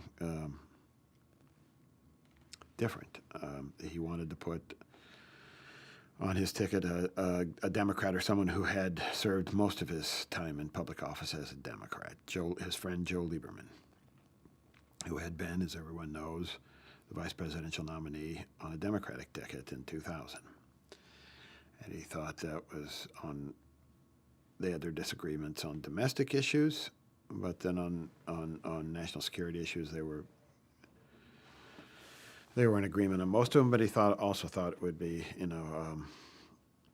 he respected Senator Lieberman a lot, and was close to him, and thought I want somebody I trust in that job, and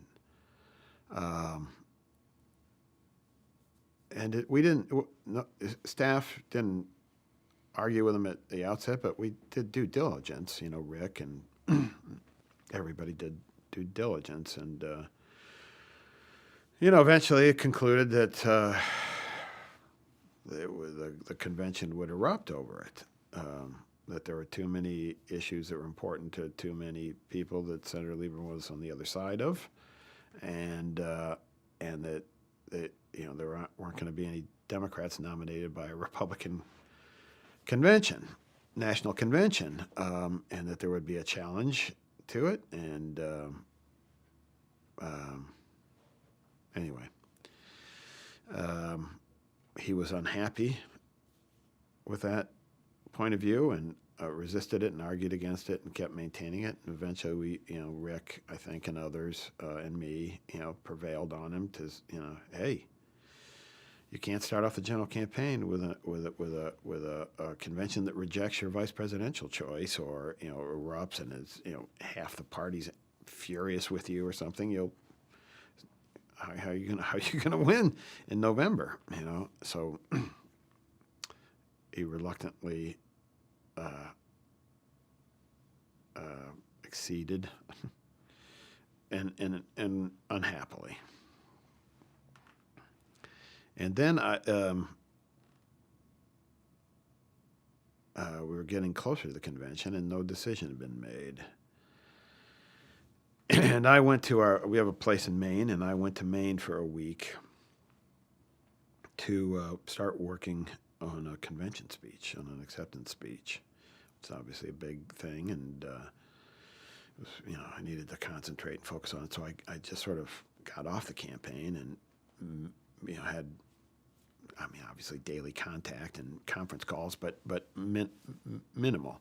At some point in there, Steve Schmidt, who had some business in Alaska or something, where he'd been a closer observer of the governor there than the rest of us, and mentioned to Rick or something, Sarah Palin, and they started doing some quick, more thorough vetting, and I don't know, polling or whatever, but they went into at some point. Then I got a call from John to say, come out to Sedona to his place, and we're flying Governor Palin in, and I want you and Schmidt to meet with her, and then if you think I should, I'll interview her the next day. So I did, and we were up all night. She's very, I thought, pretty impressive person. At that time I'd sort of decided, Governor Palin of Minnesota, I liked and thought would be a good campaigner. It was very conventional. It wouldn't have added or subtracted anything to the polling, to our polling number at the time. But I had kind of in my mind said, well, if he asks me who I think he should pick, I'm going to tell him Palin. But you know, I mean, Steve and I spent some hours with her, and I asked her questions. I didn't know that much about her, but I asked questions that I'd heard, criticism of her, and on Foreign Affairs she was quite candid about it. She said, I will need, I will need to, be sort of tutored on a lot of these issues. But most of the questions I asked her about social issues and stuff where I expected problems, even on like, do you believe in evolution or something like that, she answered in quite an acceptable way, and she had a very charming way about her. I did not, at that time, I still thought Palin would be a white horse. I thought she was too inexperienced. We went through a long session on the phone then with the campaign lawyers, and. A.B. Culverhouse was a guy who would then tell the senator when the senator asked subsequently for his opinion. He said, "Big risk, big reward," and I got that. She was not chosen because she was because of her position on any particular issue, or because she was a more populist conservative. That. We knew that, but it wasn't. It was she had gotten into politics as a reformer. We remember everything we were doing was to get some piece of the change message back from Obama, so to share some piece of it, because it was a change election, And if the other guy had all of that message and nobody was paying attention to the things you were doing. So the fact that she was a woman and the fact that she had gotten into politics as a mayor of her little city by taking on the sort of Republican machine, and then as governor taking on the oil companies in Alaska, that was the essence of her appeal. I didn't know what kind of public performer she was, but nevertheless, Schmidt liked her. I think Rick, I may have been agnostic. I don't recall. But the next day, we went to John's place near Sedona, and he interviewed her for quite some time. And then Steve and I and he caucused in a different house on the property, and he asked our views, and he talked to Culverhouse, he talked to Rick, and he asked our views, and Steve sort of argued for her, and I argued for Palin. I wasn't critical of her too much, other than I thought you're a national security guy, and I made the argument this might be, she doesn't have experience in that really any, and you'll be criticized for that, and your message so far has been country first, and that has and country first, especially when it comes to national security issues, since you ran on supporting the surge. And that will not be perceived as a country first. He heard me out, and I said, and I made an affirmative case for Palin. And the case against Palin was, he doesn't move the needle one way or another. He's perfectly acceptable, but as a political aide, she has the potential to help us more than he does. So he listened, and he liked her. He had a rapport with her and asked her to be on the ticket. She agreed. She's very scrappy. And I found myself on a plane headed to Dayton, or a little town outside Dayton, Ohio, where we were going to announce her the next day, which would have been the day after the Democratic convention was over. And at that event, she walked out, and I did not write her speech. Matt Scully, one of the great speechwriters, Republican speechwriters around, did. We brought him out, and she went out and gave a bravura performance. And I remember turning to someone and saying, "Wow, wow!" And for a minute, I thought, "Okay, I get the appeal." And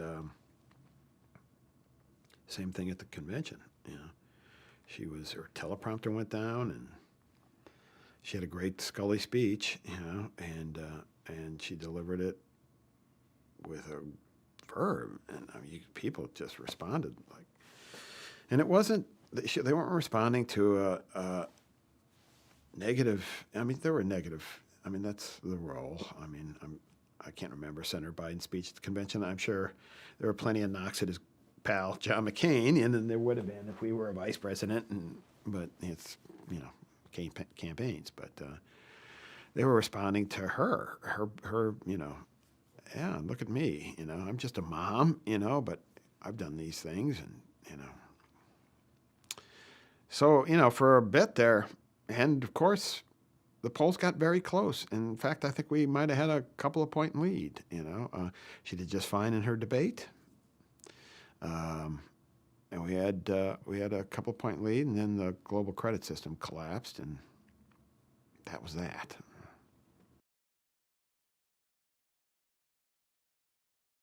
You still get most of the attention. She drew large crowds, and quite often those crowds were larger than the ones that were showing up for us.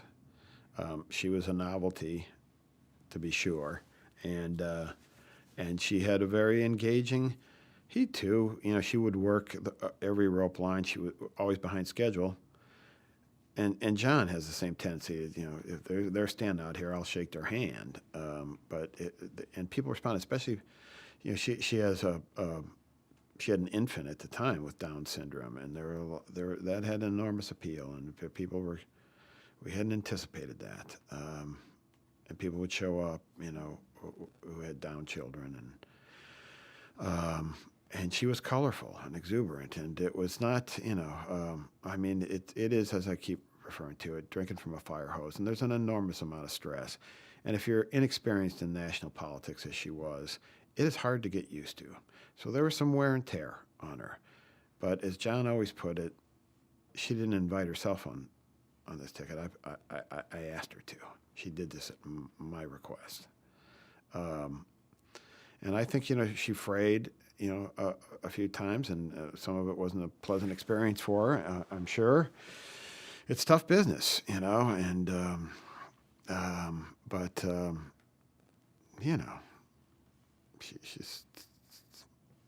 she did what we asked her to do.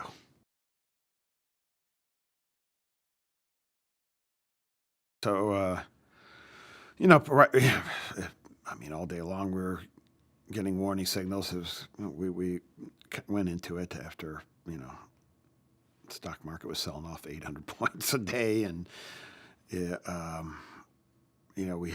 I thought he had won a couple of the debates, but we didn't seem to get much out of him.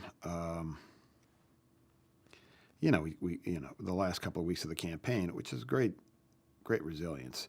You have to be exuberant. You have to be as fired up as you were at the beginning. At every airport rally, every public encounter, and you've given essentially the same speech over and over again, and doing it till your voice is raw, and all this energy into something is probably hopeless.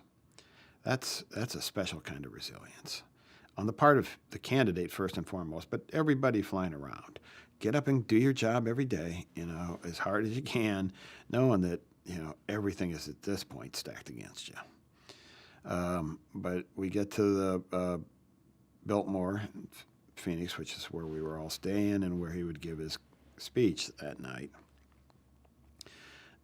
As soon as certain precincts started reporting, we knew it was over. So I have a superstition about writing two speeches, a victory and a concession. So I wait till I'm pretty sure what's happened before I write them. And he's got the same superstition. So we're simpatico in that. So I think I took to Mike Duhame in our war room or something, and it's not looking good, like around 5 o'clock or something in Phoenix time. And so I went and wrote a concession speech for him based on the conversation we'd had, what he would want to say, and he'd want to rally the country around the new president, which is essentially what he did. And I gave it to him. He read it. He didn't want to make any changes. And, he went out there and delivered it very well. There was booing and hissing. He cut it off right away.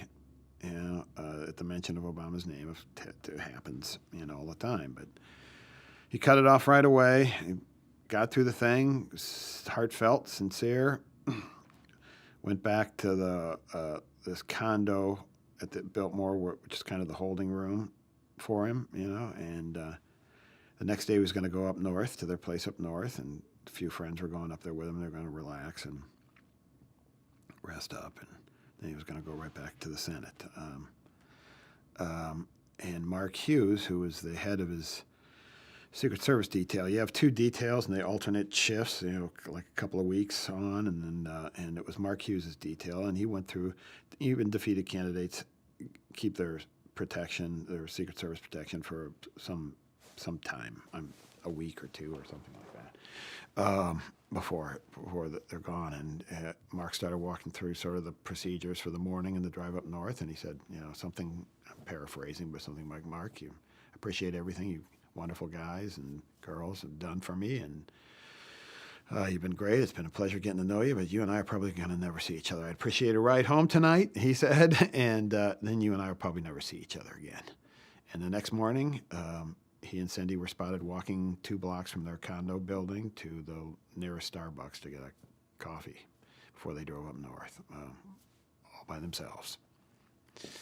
As he would put it, a free man at last, and moved right on to the next thing, which I'm sure was Iraq related, because it was still the surge was still a burning issue, and I think he got back there, and probably that day, I think it was the first day back, went down and gave a speech on Iraq and the surge, and he just put it behind him.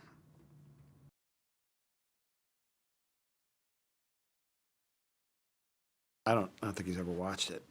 I mean, I think I read clips about the book or something, and there was lots of stuff in the book that some of the stuff happened, but a lot of it didn't, or was mischaracterized or exaggerated. So he wasn't interested in reading, and I don't think he read any sort of accounts post-election, post facto accounts of the campaign. I don't think he looked at any of them. It's not his thing, He doesn't. I did it. I tried. I worked as hard as I could. I lost. Okay, I got a job. What am I doing tomorrow? It's what else? And so I don't think he ever went to the movie or saw them, or it was HBO. I don't think he watched it.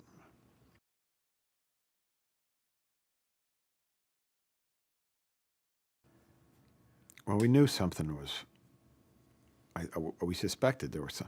We were worried something was. He was complaining of being very tired, and he'd gotten wrapped around the axle on a question to FBI director Comey in a hearing, and he didn't. And I saw him a couple of times, and Rick had seen him even more times, and he just didn't. And he was saying, "I don't feel right. I don't look right." So he gets an annual or even a twice annual, I think, checkup, since he's had melanoma 17 years ago at Mayo in Scottsdale. And they added a brain scan which is not something they normally did, I don't think, for his usual routine physicals, but they added an MRI. And he called me, and we were worried. No, that's right. I got a call. I can't remember who told me. John got the physical, and he left, and they called him back, and they're operating. They found some blood clot or something on his frontal lobe. And he called me, and they operated immediately.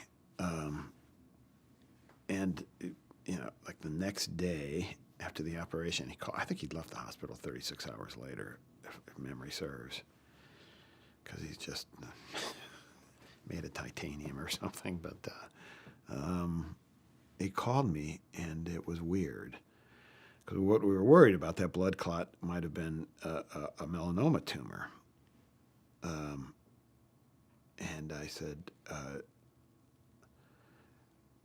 they had biopsied it, and they had gotten it back, and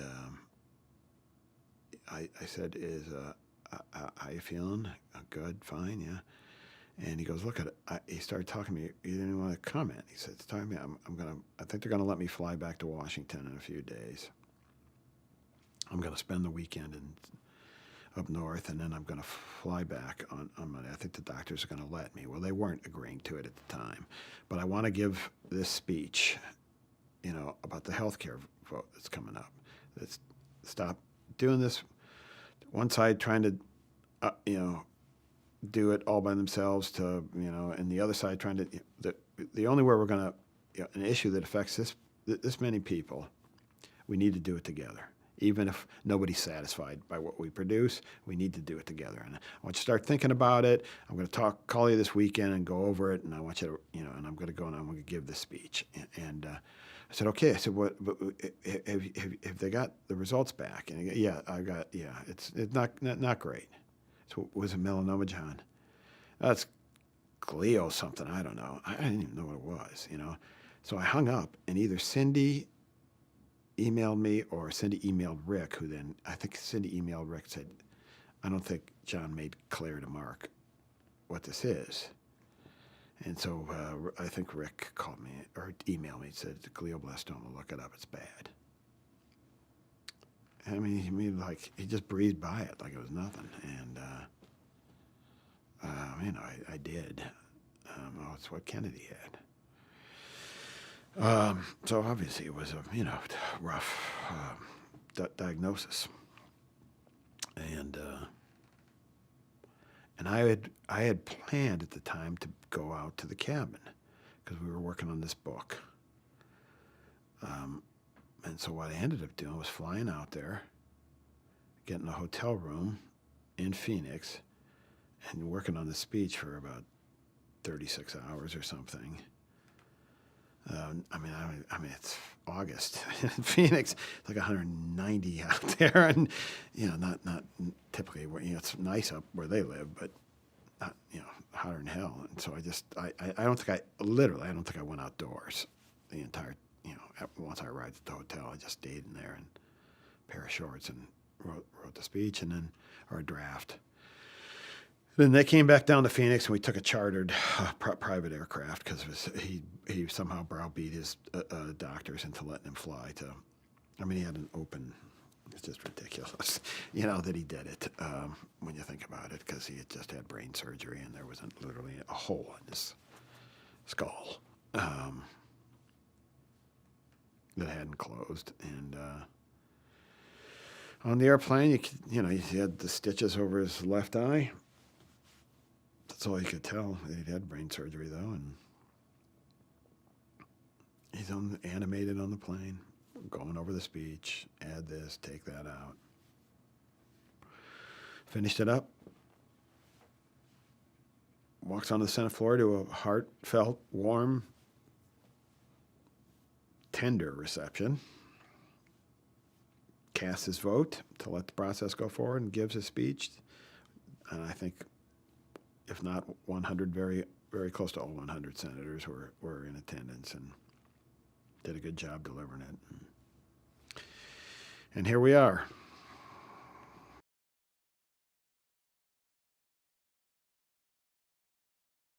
As well as all the things that he managed to do as a senator by working that way himself.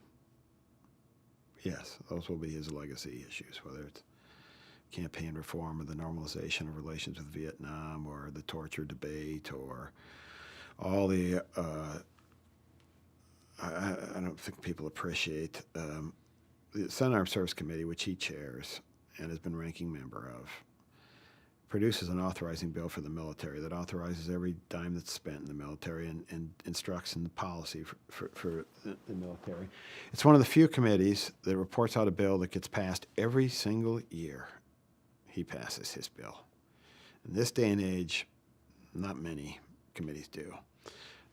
Those things are his legacy. A legacy of, he did the people's business, the country's business, by keeping the nonsense to a minimum and working with adults to make some incremental progress on the problems confronting their country. Yeah.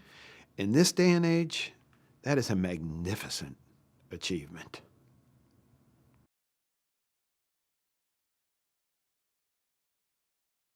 He's a fighter. He fights for everything, but it's not, there's never a fight or the fight that matters. He's a Republican. He'll go out and campaigns for people and goes after their opponents or what. He You can be a tough guy out there, fighting for Republicans and the Republican Party and that kind of stuff. But I think he understands there means to an end. At the end is this country and its causes, which you think have been of great benefit to humanity.